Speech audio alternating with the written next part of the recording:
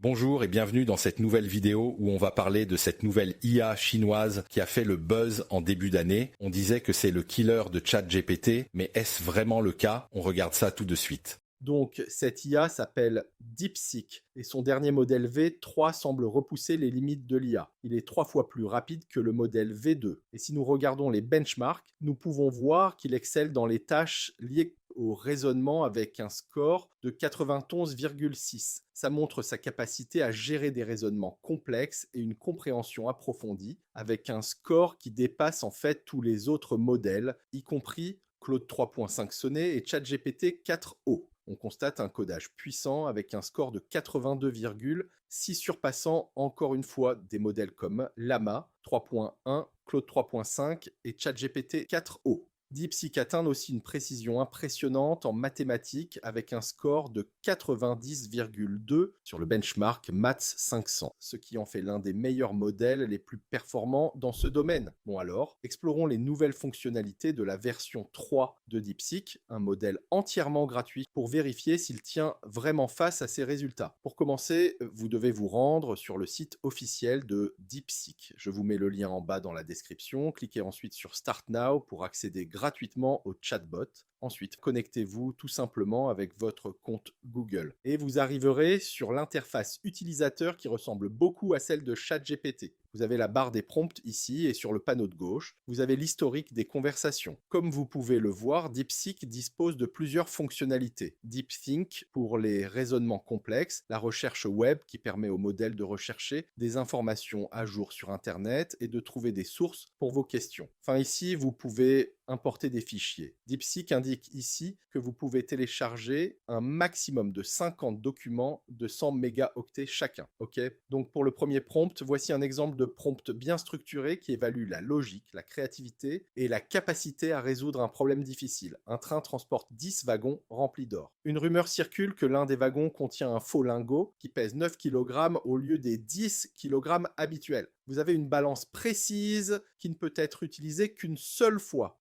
Comment identifier le wagon avec le faux lingot en utilisant la balance une seule fois. 2. Explique chaque étape de ton raisonnement de manière claire et détaillée. 3. Si le problème semble insoluble, propose une alternative créative qui pourrait aider dans une situation réelle. Donc, je clique sur DeepThink pour ce raisonnement complexe. Je copie le prompt et on attend sa réponse. Ici, il faudrait attribuer un nombre croissant de lingots à chaque wagon et en effectuant une seule pesée, on peut directement associer la perte de poids au numéro du wagon fautif grâce à la relation linéaire. Déjà, vous pouvez voir que DeepSeek est effectivement très rapide. Et l'IA a effectivement utilisé la méthode de la relation linéaire pour trouver la bonne réponse. Pour la prochaine invite, je veux tester si le modèle peut générer un quiz interactif avec des questions à choix multiples et permettre de soumettre les résultats à la fin. Je vais démarrer une nouvelle discussion et comme je n'ai pas besoin des capacités de raisonnement cette fois, je vais désactiver DeepThink et je mets le prompt qui dit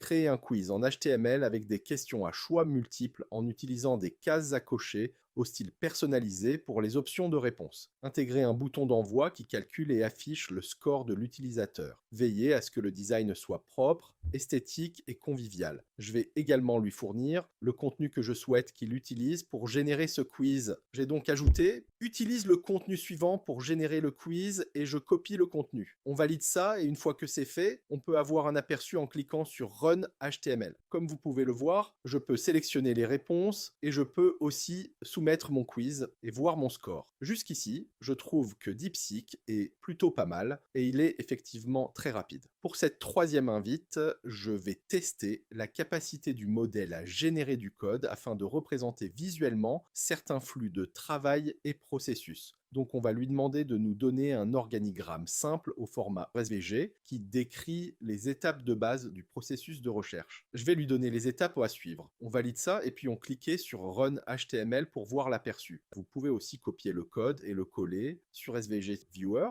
pour voir s'il fonctionne vraiment. Et voilà, on a un joli organigramme. Vous pouvez ensuite télécharger ça et l'utiliser par exemple dans vos présentations ou projets de recherche. Pour notre prochaine invite, je vais tester ses capacités de recherche sur le web. Donc je vais activer le bouton de recherche ici et je vais ajouter cette invite qui lui demande de rechercher la valeur actuelle des actions d'Apple. Et vous pouvez voir qu'il a trouvé une quarantaine de résultats. Vous pourrez donc vérifier à partir de ces sites les informations fournies par l'IA. Ici, DeepSeek nous indique que la valeur actuelle de l'action d'Apple à cette date. Et l'IA indique aussi les sources. Si vous cliquez sur les sources, vous pouvez voir que les informations fournies par DeepSeek sont à jour. Les informations sont presque en temps réel. Pour notre prochaine invite, je veux évaluer ses capacités de rédaction. On va lui demander d'écrire un texte de 500 mots sur le rôle de l'intelligence artificielle dans l'amélioration des prestations de soins de santé. Je laisse la fonction de recherche activée juste que DeepSeek extrait les informations des sources les plus récentes. Je ne vais pas spécifier le ton de l'écriture, ni la structure pour qu'on puisse voir vraiment ses réelles capacités, en sachant que j'ai mis un prompt très générique sans aucune précision, disons que le résultat obtenu est plutôt correct. La suite des idées est bien cohérente.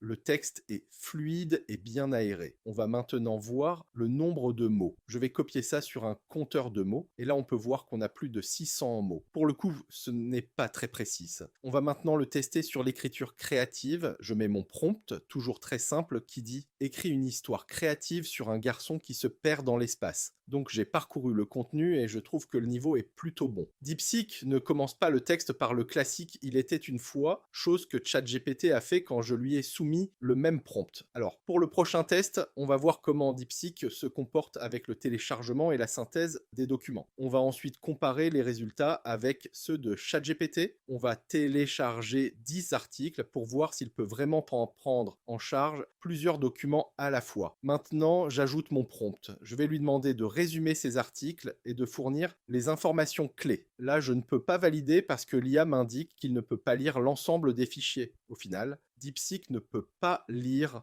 autant de fichiers qu'il le prétend. On va donc supprimer, disons, la moitié des fichiers. Ça ne marche toujours pas, donc on ne va laisser qu'un seul fichier. Et on valide. Là, il nous indique de quoi parle l'article qu'il a écrit, fournit un résumé, les informations clés et une conclusion. Tout cela me paraît bien clair et cohérent. L'article parle effectivement des impacts de l'intelligence artificielle sur l'avenir du travail. On va demander à ChatGPT de résumer le même document. On va utiliser le même prompt que tout à l'heure, en comparant avec les résultats fournis par DeepSeek. Je trouve que la réponse de ChatGPT a plus de matière. Celle de DeepSeek est assez superficielle. Du coup, pour extraire et résumer des informations, vous obtiendrez de bien meilleurs résultats avec ChatGPT. Pour le dernier test, je vais télécharger une image ici pour voir si cette IA est capable de décrire en détail l'image. J'ai donc un paysage de Strasbourg ici, et je viens la télécharger sur DeepSeek. J'ajoute le prompt. Peux-tu me décrire cette image ? Là, il précise qu'il ne peut pas lire directement les images. Visiblement, DeepSeek n'a pas encore les capacités multimodales nécessaires qui lui permettent de lire les images, ce qui est une grande lacune à mon sens. Par contre, si vous lui soumettez une image avec du texte, comme ce schéma de l'anatomie d'un cœur, l'IA arrive quand même à l'interpréter. Regardez par exemple cette image. Si je le télécharge sur DeepSeek et que je lui demande « Décris-moi ceci », il arrivera à l'interpréter. Là, l'IA explique que l'image semble être une description annotée d'une coupe anatomique du cœur humain. Perso, pour moi, DeepSeek ne m'a pas convaincu, mais reste néanmoins un outil à surveiller au cours des prochains mois. En tout cas, je suis curieux de savoir ce que vous en pensez. Dites-le moi dans les commentaires. Voilà pour cette vidéo. Pensez à nous laisser un pouce bleu à la vidéo et n'oubliez pas de vous abonner à la chaîne pour suivre avec nous l'évolution de l'IA. À bientôt.